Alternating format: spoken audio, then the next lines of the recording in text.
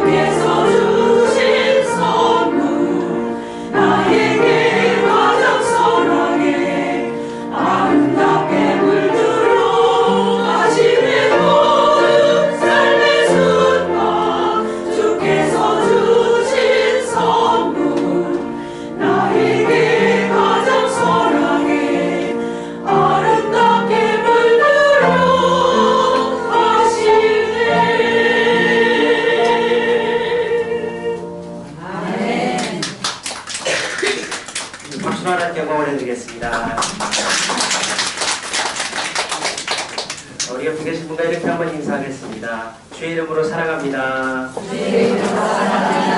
한번 더 이렇게 인사하겠습니다. 함께해서 영광입니다. 귀한 성경 가운데 귀한 행복을 하느니 하나님의 축복의 통로로 쓰임받아서 이 땅과 이 땅에 귀한 어린이들을 귀하게 살릴 수 있는 은혜의 통로, 믿음의 통로, 축복의 통로 되기를 주님의 이름으로 축원드립니다. 우리가 즐겨보는 스포츠를 보다 보면 전력적으로 강한 선수가 있는가 하면 누가 봐도 전력적으로 조금 부족한 선수가 있습니다. 상식적으로 생각해보면 전력적으로 강한 선수가 약한 선수를 이기기 마련입니다. 그런데 그 기대를 뒤집고 약한 선수가 선전을 하게 되면 많은 사람들에게 큰 기쁨과 감동을 주는 것입니다. 요새 어딜 가든 무료로 다 이용하는 스포츠 선수 한 명 있더라고요. 혹시 아시나요? 정현? 테니스 준결승전에 올라가서 어디를 가도 거의 다 무료로 이용하는 스포츠 스타 정현이 있습니다. 전력적으로만 생각한다면 약할 수 있는 그 선수가 매 경기, 한 경기마다 최선을 다해서 강한 선수를 이겨나가는 모습을 보면서 많은 국민들이 큰 용기를 얻었다는 거예요. 저희 집에 딸아이가 둘 있습니다. 하나님 축복을 주셔서 올해 4월에 아이가 한 명 더 태어나는데 남자아이랍니다. 테니스를 시키다. 개인뿐만이 아니라 팀에서도 마찬가지입니다. 강한 팀과 약한 팀이 있는데 강한 팀이 언제나 이기기 마련입니다. 예를 들어서 이 축구를 보면 그렇습니다. 저도 이렇게 호리호리해 보이고 이렇게 약해 보여도 축구를 굉장히 좋아했습니다. 여성분들이 싫어하는 이야기가 3개가 있는데 세 번째가 군대 이야기, 두 번째가 축구 이야기, 첫 번째가 뭘까요? 군대에서 축구한 이야기. 그냥 가는 데마다 축구 이야기를 많이 하는데 그 이유가 있습니다. 제가 축구를 좋아하기 때문에. 저도 이렇게 축구 경기를 하다 보면 게임을 뛰다 보면 우리 팀보다 강하다라는 팀이 있습니다. 우리 팀이 지겠다 하는 경기. 하지만 최선을 다해서 팀워크로 이길 때 저희에게 큰 기쁨과 용기와 감동이 되더라는 거예요. 실력 차가 아니라 한 마음 되어서 한 팀으로 극적으로 이겨나갈 때에 큰 기쁨이 주어지는 겁니다. 우리도 비록 부족하고 모자라고 연약하지만 한 명 한 명의 이 선교 회원들을 보면서 이 땅과 이 땅의 어린이들에게 귀한 믿음과 말씀의 통로로 쓰임받는 우리 회원분들 다 되시기를 주님의 이름으로 축원드립니다. 약한 자가 강한 자를 이기는 것은 비단 스포츠에만 있는 건 아닙니다. 이 말씀에도 보면 우리가 너무나 잘 알고 또한 기뻐하는 이 사무엘상 17장에 보면 이 감동적인 이야기가 하나 소개되어 있는데 바로 다윗과 골리앗 이야기입니다.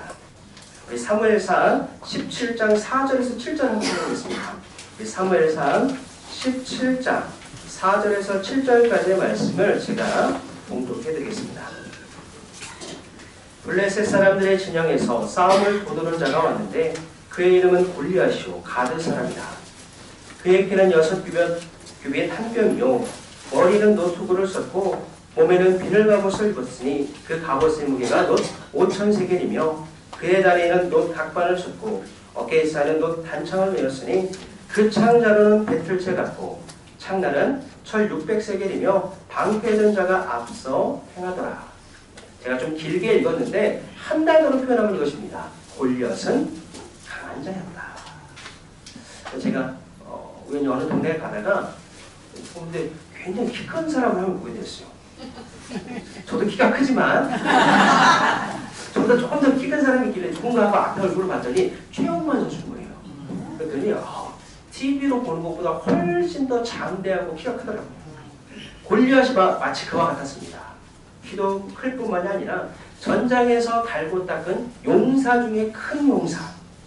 그에 반해 그의 상대자 다윗은 17장 42절에 이렇게 묘사되어 있습니다. 사무엘상 17장 42절 말씀. 그 블레셋 사람이 둘러보다가 다윗을 보고 업신여기니 이는 그가 젊고 붉고 용모가 아름다움이라. 이 개역개정 성경에는 좀 고상하게 표현되어 있는데 이 공동번역에는 이렇게 쓰여져 있습니다. 블레셋 장수는 다윗을 건너보다가 볼이 붉은 잘생긴 어린아이라는 것을 알고는 우습게 여겨. 다시 이야기하면 골리앗이 다윗 보기에는 우스워 보였다는 것입니다. 한마디로 어린아이, 애송이와 같다라는 것. 전장에서 가진 것이라고는 막대기와 물맷돌밖에 없는 다윗을 보면서 골리앗은 헛웃음을 쳤을 것입니다. 하지만 우리가 너무나 잘 아는 대로 약해 보이는 다윗이 강한 자 골리앗을 이기게 됩니다. 그 비결이 사무엘상 17장 45절에 쓰여졌는데 이 구절은 찾아서 같이 한번 읽어보겠습니다. 성경책 밑줄 주면 암송은 너무 좋은 구절인데 17장 45절 같이 읽겠습니다. 시작. 다윗이 블레셋 사람에게 이르되 나는 만군의 여호와의 이름 곧 내가 모욕하는 이스라엘 군대의 하나님의 이름으로 내게 나아가라. 할렐루야. 다윗은 사실 무기가 별로 없었습니다. 자신의 몸을 보호할 수 있는 장구도 별로 없었어요.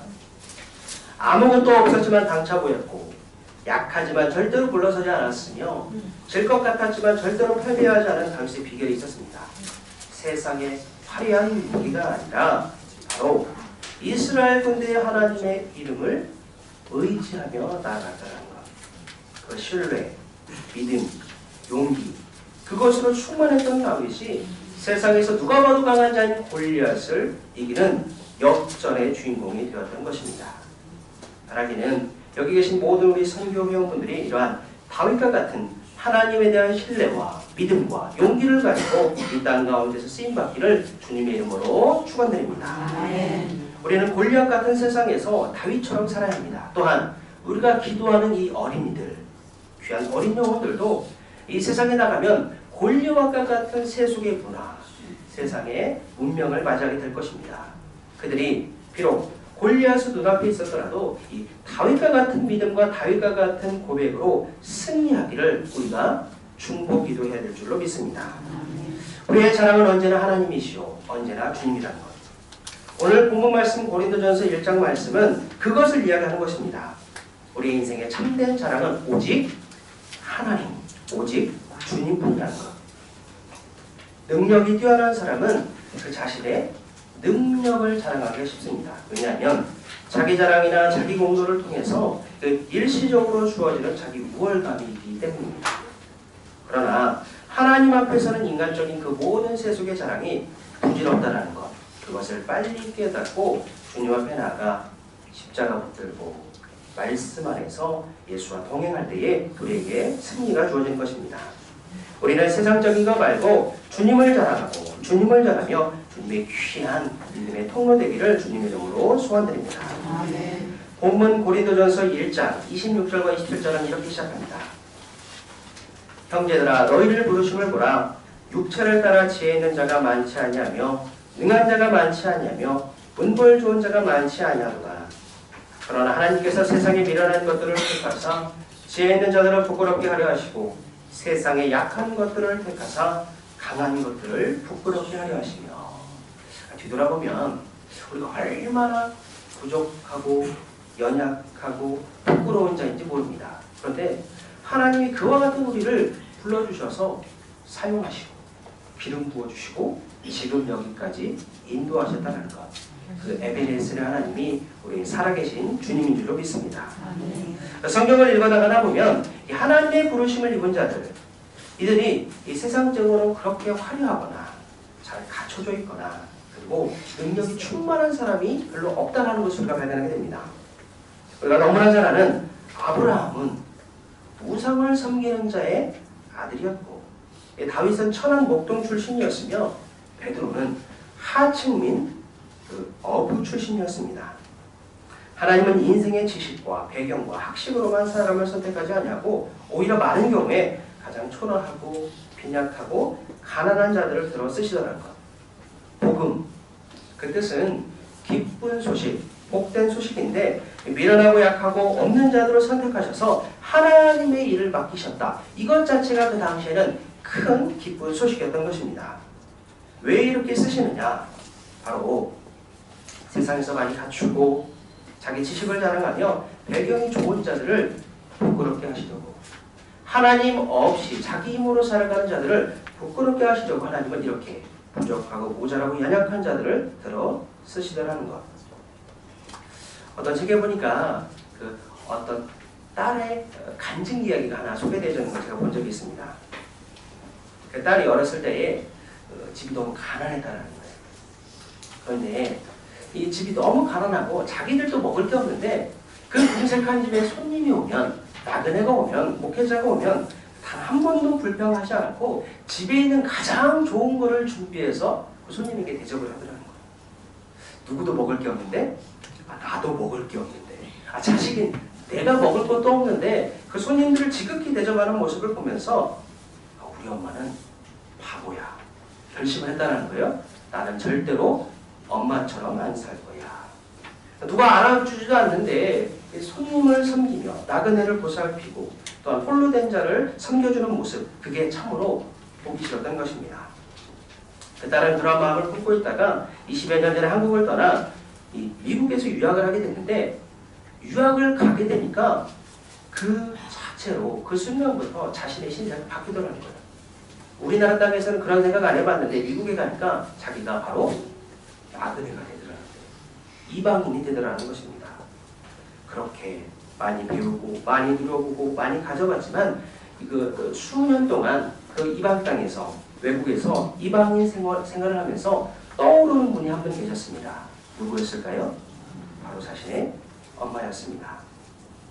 그렇게 원망하고 엄마처럼 살지 않겠다고 다짐하고 엄마는 바보야 라고 생각했지만 자신이 그렇게 이방인으로 살아보니까 자신이 많이 배우고 누려봤고 많이 가져봤지만 한 영혼도 제대로 품어주지 못하고 한 영혼도 제대로 케어하지 못했는데 우리 엄마는 많이 못 배웠고 연약했고 그 삶을 이야기하기도 부끄러운데 수많은 영혼들을 품고 기도하고 살려내는 하나님의 사람으로 하나님의 일꾼으로 사셨다는 것, 그 사실을 깨닫게 된 것입니다. 바라기는 여기 있는 귀한 우리 루디 어린이 선교 회원분들이 이렇게 부족하고 연약하고 없더라도 주님의 이름을 의지하여서 수많은 영혼들을 책임져주고 품어주는 귀한 어머니와 같은 귀한 사명자들 될 수 있기를 주님의 이름으로 권면드립니다. 아멘. 세상 것들이 다 필요하지 않은 것은 아닙니다. 때론 필요하고요. 때론 요긴하고요. 때론 갖춰야 합니다. 그런데 그것이 자랑이 될 때에 하나님의 이름이 감춰지고 오히려 우리의 부족함과 연약함을 고백하고 주님의 이름을 드러날 때의 능력이 나타난다는 것. 그 내용이 본문 28절 29절에 이렇게 쓰였습니다.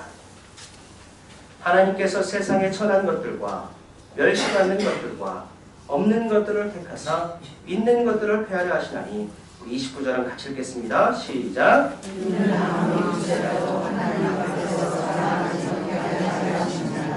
우리는 늘 하나님의 은혜를 자랑해야 합니다. 말씀에 있는 것처럼 참으로 부끄럽고 연약한 우리를 들어쓰시는 그 하나님. 고린도 지역은 무역 상권이었습니다. 그러하기에 이 고린도 교회는 상인들과 노예들과 못 배운 일꾼들이 많이 있었습니다. 잘 사는 부자들 말고요. 하나님은 이러한 자들을 부르셔서 교회 일꾼으로 삼아주시고 기름 부어주셔서 세상 철학에 능통하고 높은 귀족의 위치에 있으며 주인의 자리에 있는 자들을 폐하시고 오히려 이 연약한 자들을 통해 하나님의 은혜를 베푸시고 보여주셨다는 것. 생각해보면 우리가 중보기도 하는 어린이들, 이 어린이들은 세상적인 기준으로 따지고 보면 아직 연글지 않았고요. 소외받고요. 또한 멸시받는 영혼들입니다.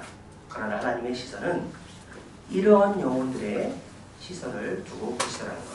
그리고 그 영혼들을 통해서 오히려 하나님의 크신 은혜와 능력과 일하심을 드러나게 될 줄로 믿습니다. 마지막으로 바울은 이렇게 고면하고 있습니다. 30절과 31절 말씀.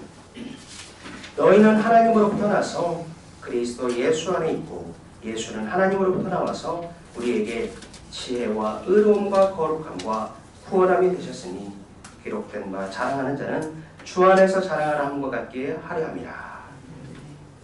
30절에 이렇게 써졌습니다. 우리에게 지혜와 의로움과 거룩함과 구원함.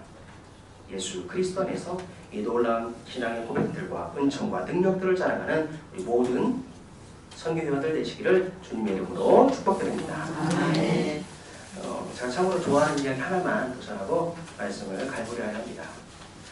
어느 학교에서 있었던 실화라고 합니다. 시험만 보면 거의 매번 틀리는 평균 이하의 성적을 가진 한 학생이 있었다는 거예요. 그런데 그 반에 이 담임 선생님이 오셔서 문제를 틀려도 이렇게 많이 틀릴 수는 없는데, 찍어도 이 정도는 아닐 텐데 왜 이렇게 성적이 바닥 그리고 무기력하고 왜 저렇게 희마리가 없을까라고 생각하여서 그 학생이 5학년인데 그 이전에 생활기록부를 한번 들춰봤다는 거예요. 그랬더니 지금은 5학년인 그 학생의 생활기록부에 이렇게 쓰여져 있었습니다. 1학년 때 기록. 착한 아이이고 미래가 보입니다. 그러나 가정 환경이 불우합니다. 2학년 때 기록. 조용하고 폐쇄적인 성격입니다. 어머니가 불치병을 앓고 있습니다. 3학년 때 기록을 보니까 다른 아이에 비해 학업 성취 능력이 한참 떨어집니다. 금년에 어머니가 돌아가셨습니다. 아버지는 아이에 대하여 무관심합니다. 4학년 때 기록. 이 아이는 미래가 없습니다. 아버지는 가출하셨습니다. 지금 이모의 집에서 양육을 받고 있는데 그마저도 구박당하고 있는 것 같습니다. 여기까지 읽은 그 담임 선생님이 든 느낌이 무엇이었냐면 한 어린이의 영혼이 서서히 무너지고 죽어가고 있구나 라는 느낌을 받은 거예요. 이 책임이 부모에게 그리고 나 교육자에게 있구나 라고 생각이 들었다는 거예요. 그리고 그 아이를 포기하지 않고 기독교사로서 사명감을 느끼는 후에 반감의 그 아이를 불러서 맛있는 걸 하는 거예요. 교육도 시키고 또한 기도도 해준 것입니다. 그렇게 사랑으로 양육을 해줬는데 어느 날 성탄절을 맞이했습니다.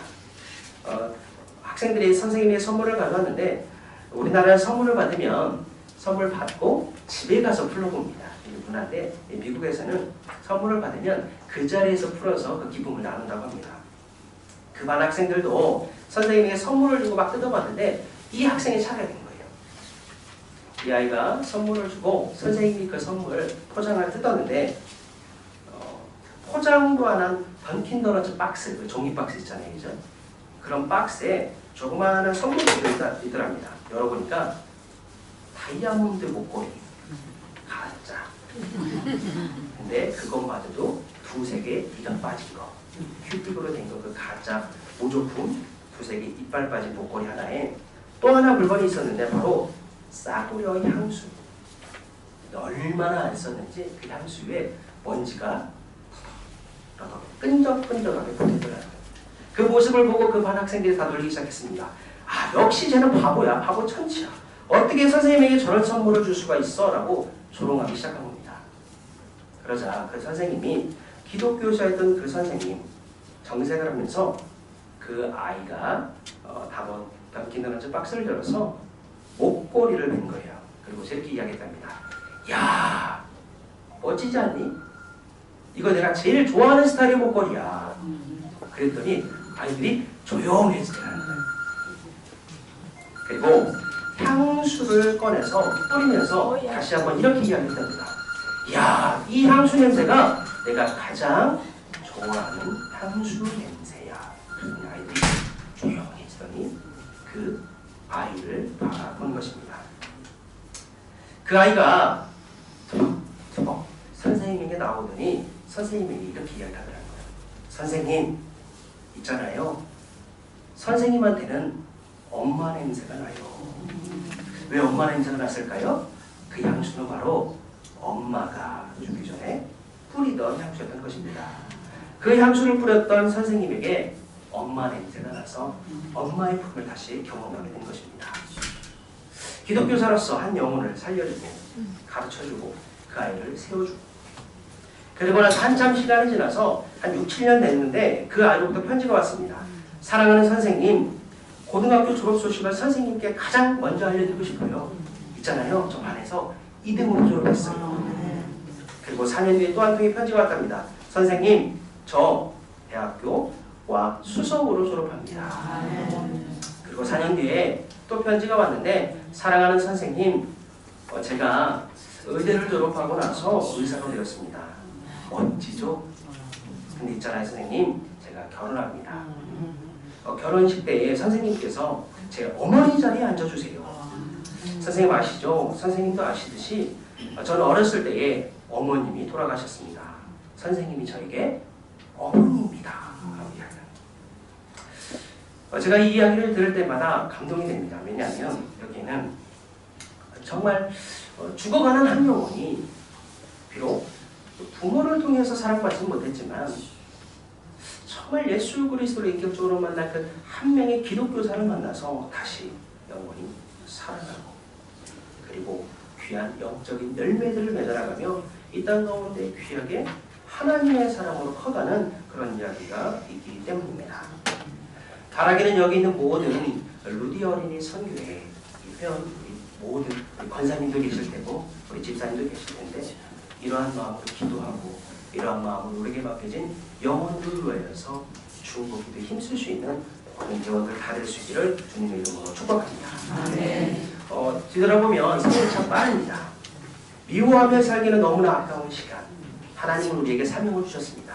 바로 이 땅과 이 땅에 있는 태중 아기로부터 시작하여서 400만은 많은 어린 영혼들을 맡겨주셨다는 것. 기도하고 말씀 전하고 사랑으로 품어주어 이 땅이 다시 그리스도의 향기로 진동하는 귀한 축복의 통로, 믿음의 통로, 그리스도의 사랑의 통로로 쓰임받을 수 있는 우리 선교위원들 다 되시기를 주님의 이름으로 축원드립니다. 기도하겠습니다. 사랑의 아버지 하나님 은혜 주심을 감사드립니다.